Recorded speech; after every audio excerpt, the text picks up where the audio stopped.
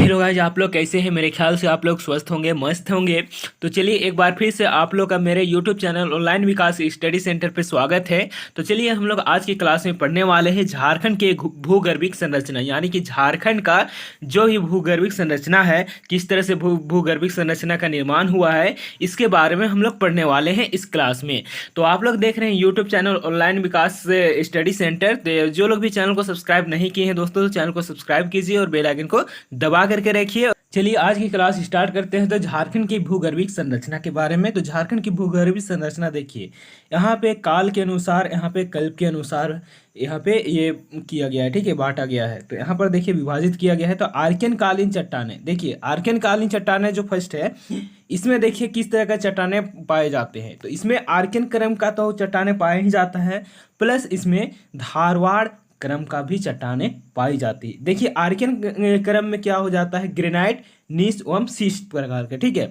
उसी तरह धारवाड़ का देखें तो प्रचुर लो आइस पाया जाएगा, जो कि ये धारवाड़ क्रम के होंगे, जो कि ये आर्कियन कालीन चट्टाने हैं। उसके बाद देखिए विंध्यन क्रम की चट्टाने। अब विंध्यन क्रम की चट्टाने किस तरह की होती है, तो ये बालुका पत्थर व चूना पत्थर की प्रचुरता होती है, मतलब इसमें बालू या फिर चूना पत्थर मिक्स रहते हैं, ठीक है। यहाँ पर देखिए गोंडवाना क्रम की चट्टानें, ये सभी ऊपर में देख पा रहे होंगे। ये एक काल है, क्रम है। तो देखिए इसमें कोयला की प्रचुरता, मतलब जो गोंडवाना है वो कोयला की प्रचुरता इसमें पाई जाती है। इसीलिए यहाँ पे आप लोग सुने भी होंगे कि जो कोयला है वो कब, मतलब ये मिला, इसका ये कब हुआ, तो ये गोंडवाना क्रम में ही हुआ, ठीक है। फिर देखिए सीनोजोइक क्रम, यहाँ पर सीनोजोइक क्रम में हिमालय का उत्थान हुआ, मतलब हिमालय का निर्माण हुआ। आप लोग जानते हैं हिमालय जो कि पहले नहीं था, और जहाँ पर हिमालय है वहाँ पर क्या था, टेथिस सागर था, ठीक है। टेथिस सागर था, तो वहाँ पे हिमालय का उद्भव हुआ है, हिमालय का उत्थान हुआ है, जो कि यहाँ पर पहला उत्थान, दूसरा उत्थान, तीसरा उत्थान हुआ है सीनोजोइक क्रम में, ठीक है। उसके बाद राजमहल ट्रैप। राजमहल ट्रैप झारखंड के राजमहल इलाका का जो भी ये है क्षेत्र है, वो है जिसमें कि लेटराइट व बॉक्साइट पाए जाते हैं, ठीक है। अधिकतर जो क्षेत्र है वो राजमहल पहाड़ी के आसपास, तो वो है लेटराइट मिट्टी, ठीक है। फिर देखिए नवीन जलोढ़, जो कि अभी नया जो बना है वो मोनेड नोक है, ठीक है। तो चलिए ये तो था झारखंड की भूगर्भिक संरचना के एक शॉर्ट नोट कह सकते हैं। चलिए हम लोग इसको एक एक करके पढ़ते हैं। यहाँ पर आर्कियन चट्टाने, विंध्यन क्रम की चट्टाने, इस तरह करके, ठीक है। तो देख पा रहे होंगे आर्कियन कालीन चट्टाने फर्स्ट जो हम लोग के पास आया है, आर्कियन कालीन चट्टाने। इसमें क्या होता है कि झारखंड की चट्टानी संरचनाओं में यह सर्व प्रमुख है, जिसका विस्तार झारखंड के 90%, ठीक है, 90%, 90% भूभाग पर है। जो ये आर्कियन कालीन चट्टाने हैं वो झारखंड का जो भूभाग है उसमें 90% भाग पर फैला हुआ है, ठीक है।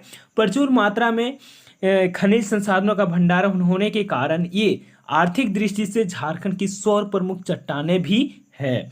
फिर देखिए इन चट्टानों में अग्नि, अवसादी, रूपांतरित तीनों प्रकार की चट्टानें मौजूद हैं, तथा छोटा नागपुर पठार की अग्नि, अवसादी, रूपांतरित चट्टाने का संबंध इसी काल की चट्टाने से है, ठीक है। उसके बाद देखिए इन चट्टानों का विस्तार झारखंड के सिंहभूम, सरायकेला, सिमडेगा, दक्षिण पूर्वी झारखंड के क्षेत्र में है। इन चट्टानों को आर्कियन क्रम व धारवाड़ क्रम की चट्टाने में वर्गीकृत किया जा सकता है। झारखंड आर्थिक सर्वेक्षण 2022-23 के अनुसार राज्य के 85% भूभाग पर आग्नेय व रूपांतरित चट्टाने का विस्तार है। फिर देखिए यहाँ पर आर्कियन क्रम का यहाँ पे क्या विशेषता है देख लेते हैं झारखंड में। तो ये गर्म व तरल लावा के जमाव से निर्मित ग्रेनाइट चट्टान, ठीक है, गर्म व तरल लावा। आप लोग जानते होंगे जो भूकंप होता है तो उसमें से मैग्मा निकलती है, और निकलने के बाद वहाँ पे जम जाती है, तो क्या कहलाता है, लावा कहलाता है, ठीक है। तो उसी के कारण क्या क्या बनता है, तो ग्रेनाइट चट्टान उसी के कारण बनता है, ज्वालामुखी के कारण ही, वॉल्केनो के कारण ही बनता है, ठीक है। तो वे ग्रेनाइट चट्टाने हैं जो कि जीवाश्म रहित है। इनमें रूपांतरण के पश्चात ये चट्टाने नीस व शिस्ट में परिवर्तित हो जाती है। फिर देखिए धारवाड़ क्रम, यहाँ पर धारवाड़ क्रम की बात करें तो इन चट्टानों का विकास आर्कियन क्रम की चट्टाने के अपर्दन, देखिए यहाँ पर अपर्दन, आर्कियन क्रम की चट्टाने के अपर्दन व निक्षेपण के परिणाम स्वरूप हुआ है, ठीक है। आर्कियन क्रम का जो भी चट्टाने हैं वो क्या होता है, अपर्दन होता है और नीचेपन। अपर्दन मीन्स आप लोग जानते होंगे, अपर्दन इरोजन, और नीचेपन आप लोग जानते हो, नीचेपन मतलब कहीं जा करके जमा हो जाना, ठीक है। तो इसके क्रम ही क्या बनता है, धरवार क्रम की चट्टाने का निर्माण होता है। इन चट्टानों के बारे में सर्वप्रथम जानकारी कर्नाटक के धारवाड़ जिले, देखिए ये जो चट्टाने हैं इसका जो जानकारी सबसे पहले कर्नाटक के धारवाड़ जिले में मिली थी, जिसके कारण इसका नाम ही नामकरण कर दिया गया, धारवाड़ क्रम की चट्टान के रूप में किया गया। उसके बाद देखिए ये चट्टाने भी क्या है, जीवाश्म रहित है, ये भी जीवाश्म रहित है। उसके बाद देखिएगा तो यहाँ पर लिखा हुआ है कि झारखंड में इनका मूल विस्तार कोल्हान क्षेत्र में होने के कारण, इनका जो मूल विस्तार है कोल्हान क्षेत्र में होने के कारण कोल्हान क्रम की चट्टान भी इसको कहा जाता है। फिर देखिए इन चट्टानों में लौह अयस्क की प्रचुर उपलब्धता के कारण इन्हें लौह अयस्क की श्रृंखला, आयरन और सीरीज भी कहा जाता है। इन चट्टानों को धात्विक खनिज का भंडार भी कहा जाता है, क्योंकि इसमें धात्विक मेटल अंश पाए जाते हैं, ठीक है। तो धात्विक खनिज का भंडार भी कहा जाता है। झारखंड में इन चट्टानों का विस्तार पूर्वी सिंहभूम, पश्चिमी सिंहभूम तथा सरायकेला खरसावां जिले में हुआ है। इन चट्टानों में धात्विक खनिजों की उपलब्धता जिसमें कि लोहा, तांबा, बॉक्साइट, निकेल, सोना, मैग्नीज, चांदी आदि प्रमुख हैं। चलिए नेक्स्ट देखते हैं हम लोग दूसरा, विन्यन क्रम की चट्टानें। देखिए विन्यन क्रम की चट्टानें झारखंड के उत्तर पश्चिमी भाग में सोन नदी क्षेत्र, ठीक है, उत्तर पश्चिमी भाग में आप लोग देखिएगा तो इधर सोन नदी है, जो कि आप लोग जानते होंगे गढ़वा जिला है, तो इस साइड में, ठीक है, क्या है, सोन नदी है, विशेष रूप से गढ़वा, ठीक है। यहाँ पर देखिए गढ़वा भी आ गया में पाई जाती है। ये चट्टानें मूलतः रोहतास पठार का दक्षिणी हिस्सा है, और ये जो चट्टानें हैं रोहतास जो कि बिहार में पड़ता है अभी, तो उसका दक्षिणी हिस्सा है, उसका भाग है। अवसादों के जमाव में से निर्मित, अवसाद के जमाव से ये चट्टान का निर्माण हुआ है। चट्टानें बालुआ पत्थर, चूना पत्थर से युक्त है, क्षैतिज परतदार चट्टानें हैं ये, और ये पारसनाथ पहाड़ी का उत्थान भी इसी काल में हुआ है। जो विंध्यन क्रम की चट्टानें हैं, जिस काल में इसका निर्माण हुआ है, उत्थान हुआ है, उसी काल में क्या हुआ, पारसनाथ पहाड़ी जो कि झारखंड के गिरिडीह जिला में है, तो इनका भी उसी टाइम उत्थान हुआ है, इसी काल में उत्थान हुआ है। तो चलिए नेक्स्ट हम लोग बात करते हैं गोंडवाना क्रम की चट्टानें, जो कि गोंडवाना जो कि कोयला के लिए स्पेशल जानी जाती है। तो इन चट्टानों का निर्माण दामोदर घाटी के तलछट से हुआ है। तलछट मतलब दामोदर घाटी का जो तल है वहां से हुआ है, ठीक है। इसीलिए आप लोग जानते होंगे कि दामोदर नदी जहाँ जहाँ पे बहती है झारखंड में, वहाँ पे उसके अगल बगल पे क्या पाया जाता है, कोयला पाया जाता है। इन चट्टानों में प्रचुर मात्रा में कोयला के भंडार के साथ ही बालुआ पत्थर की परत भी पाई जाती है। झारखंड के प्रमुख कोयला निक्षेपों का निर्माण इसी चट्टान से हुआ है। आर्थिक दृष्टिकोण से ये चट्टानें अत्यंत महत्वपूर्ण है। इन चट्टानों का विस्तार गिरिडीह, देख पा रहे होंगे, गिरिडीह हो गया, राजमहल की पहाड़ियां हो गया, तथा उत्तरी कोयल नदी की घाटी क्षेत्र में है। नेक्स्ट हम लोग बात करते हैं सिनोजोइक क्रम। यहाँ पे देख पा रहे होंगे सिनोजोइक क्रम। तो इस काल में क्या हुआ था कि हिमालय का उत्थान हुआ था। जो सिनोजोइक काल है इसमें किसका उत्थान हुआ था, हिमालय, यानी उसी काल में हिमालय बना था, ठीक है। के दौरान देखिए इसका प्रभाव छोटा नागपुर पठारी क्षेत्र पर भी पड़ा। जब हिमालय का उत्थान हो रहा था उस टाइम छोटा नागपुर, झारखंड के छोटा नागपुर पठारी क्षेत्र में भी पड़ा था इसका प्रभाव। हिमालय के उत्थान हुआ, उसके प्रभाव को 3 भागों में वर्गीकृत किया जा सकता है। 3 भागों में हम लोग वर्गीकृत कर सकते हैं हिमालय का जो उत्थान है, ठीक है। यहाँ पर चलिए झारखंड के साथ साथ हम लोग हिमालय के बारे में पढ़ते हैं, ये कब उत्थान हुआ था, कौन कौन सा उत्थान है, ठीक है, जिसका विवरण निम्नवत है। नीचे देखिए पहला उत्थान यहाँ पे दी गई है। तो देखिए पहला उत्थान जो है हिमालय के प्रथम उत्थान का संबंध मायोसीन काल से है, मायोसीन काल से है, ठीक है, पहला उत्थान।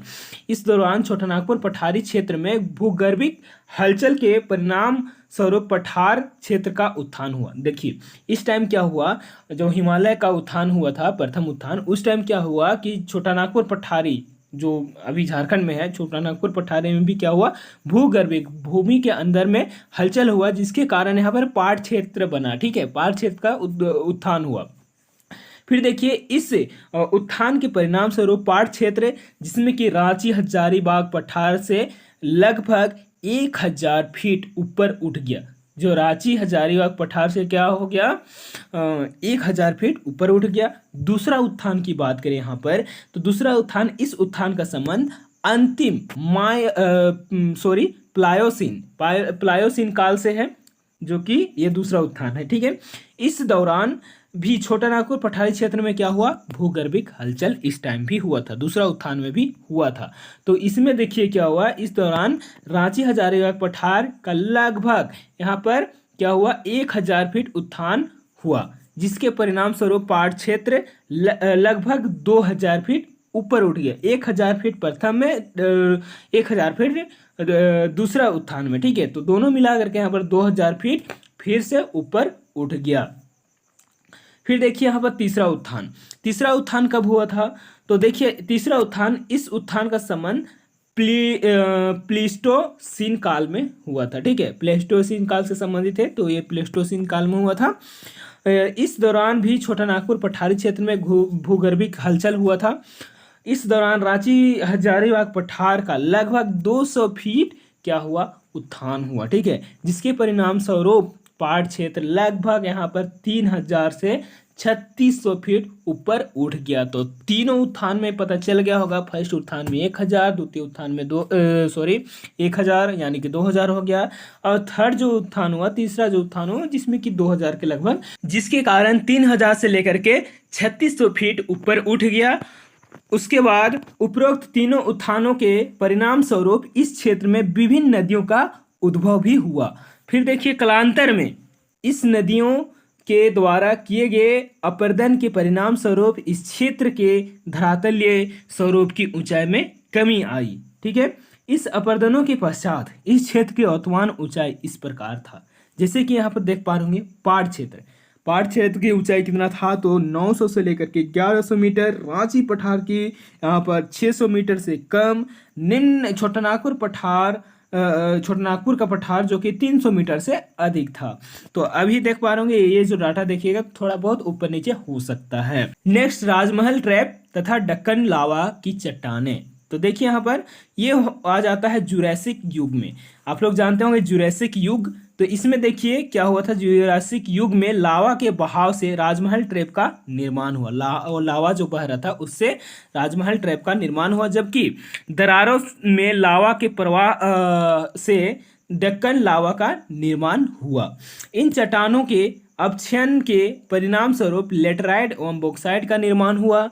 राजमहल ट्रैप का मूल विस्तार झारखंड के उत्तर पूर्वी भाग, आप लोग देखिएगा राजमहल की पहाड़ी किधर है, उत्तर पूर्वी भाग। ठीक है, जो कि यहाँ पर देख पा रहे हैं साहेबगंज के पूर्वोत्तर भाग व पाकुड़ के पूर्वी भाग में है। ठीक है, इसके अलावा यह झारखंड के पहाड़ क्षेत्र जैसे पलामू, गढ़वा, गुमला, लोहरदगा में भी विस्तारित है। यहाँ पर देखिएगा तो झारखंड में कहाँ, लोहरदगा और गुमला में सबसे ज़्यादा बॉक्साइट पाई जाती है। ठीक है, इसकी ऊंचाई 900 से लेकर के 1,100 मीटर तक है। फिर देखिए जो नेक्स्ट है वो है नवीनतम जलोढ़ निक्षेप। इसके बारे में क्या जानकारी दी गई है, देखिए तो नदियों के अपर्दन व जलोढ़ों के निक्षेपण के परिणाम स्वरूप इसका निर्माण हुआ है, जो कि वर्तमान में भी जारी है, निर्माण हो ही रहा है। झारखंड के राजमहल के पूर्वी क्षेत्रों, झारखंड का जो राजमहल है उसका पूर्वी क्षेत्र, ठीक है, सोन नदी घाटी, इसके अलावा सोनरेखा नदी की निचली घाटी के क्षेत्र में नदियों के जलोढ़ों के निक्षेपण से इस संरचना का निर्माण हुआ है।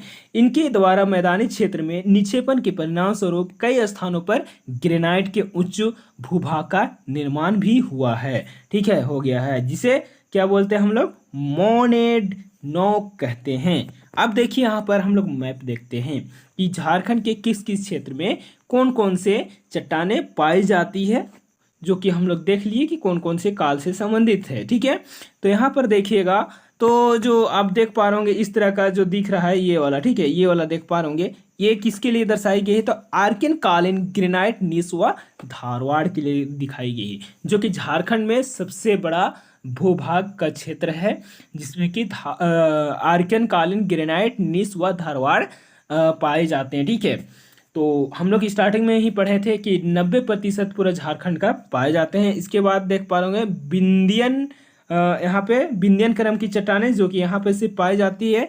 गोंडवाना क्रम की चट्टानें तो देख पा रहे होंगे कहाँ पे है गोंडवाना क्रम की चट्टानें, तो बीच बीच में कहीं कहीं पे देखने को मिल जा रहा है। ठीक है, यहाँ पर देख पा रहे होंगे ये गोंडवाना क्रम की चट्टानें हैं। उसके बाद देखिएगा तो राजमहल ट्रैप यहाँ पे है। ठीक है, राजमहल ट्रैप के बाद आ जाता है नवीनतम जलोढ़। नवीनतम जलोढ़ कहाँ कहाँ है तो यहाँ पे देख पा रहे होंगे और यहाँ पे देख पा रहे होंगे और कुछ यहाँ पे भी है। ठीक है, जो कि राजमहल के पूर्व विभाग जस्ट अभी कुछ देर पहले हम लोग पढ़े थे।